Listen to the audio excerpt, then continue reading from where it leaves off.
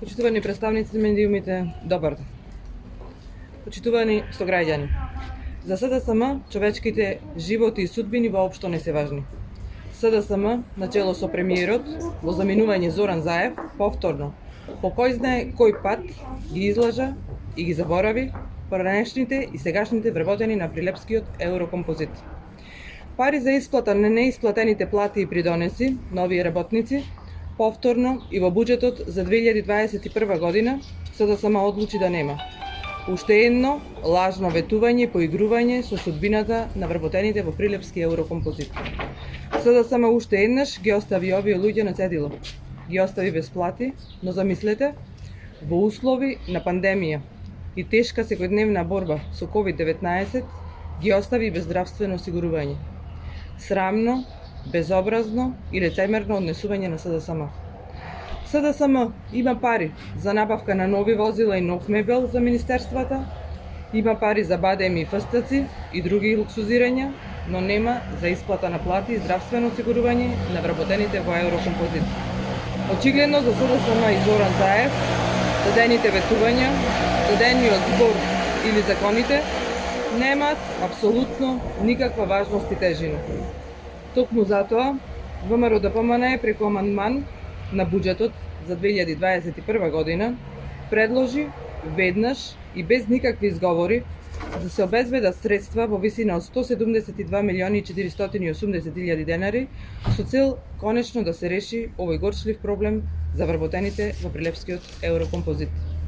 За мене како пратеник од ВМРО ДПМН кој доаѓа од Прилеп, но и за целата пратеничка група на ВМРО ДПМН, решавањето на овој проблем со оглед на важноста и тежината секогаш бил и е приоритет.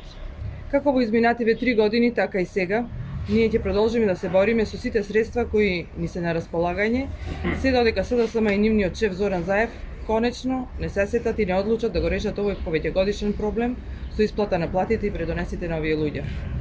Затоа, уште еднаш ги повикувам СДСМ и колегите пратеници од владеачкото мнозинство да си ја признаат сопствената грешка, да го поддржат овој амандман на ВМРО ДПМН и како знаат и умеат да обезбедат средства за овие луѓе.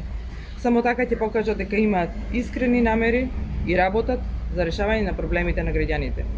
Воспротивно, доколку не го сторат тоа, уште еднаш ќе докажат на дело дека перфектно лажат, манипулираат и си поигруваат со трпението и човечките судбини на луѓето во Република Македонија. Благодарам. Дали имате прашања? Да.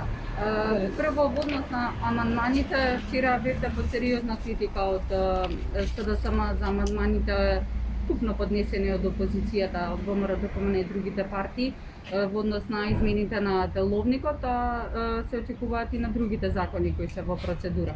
Планирате ли да повлечете некои од амандманите за кои власта рече дека се срамни? И до каде ќе оде ваквото блокирање? До која ви е целта? Дали има блокирано друг некој закон освен деловникот? Значи повторно владеачкото мнозинство манипулира со јавноста и јас ве замолувам вас медиумите да проверите во собранието и да видите дали ВМРО ДПМН има нешто друго блокирано, друг закон блокирано освен деловникот. Тоа што вчера го направи Зоран Заев, пратениците на владеачкото мнозинство и представници на владеачкото мнозинство, навистина повторно беше една груба манипулација и лага со граѓаните на Република Македонија, прикажувајќи дека ние сме блокирани закони и други кои што се важни и посебно од интерес на граѓаните, особено здравствената сфера. Во моментов ниту еден друг закон во собранието на Република Македонија не е блокиран освен деловникот. Деловникот зошто е блокиран?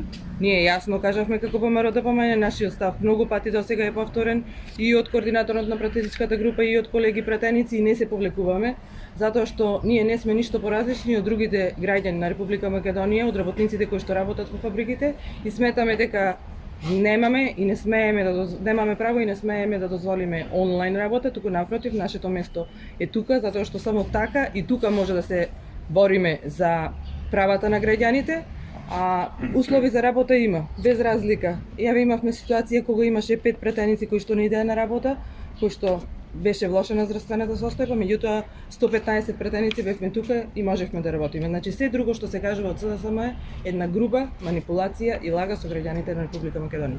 Наскоро се очекува во собрание да влезе и предлогот за кризна состојба на целата територија во важење од 6 месеци. Дали ВМРО ДПМН има став по однос на ова? Во однос на ова прашање од ВМРО ДПМН ќе го имате ставот наскоро. Ќе биде соопштен од партијата. Благодарам.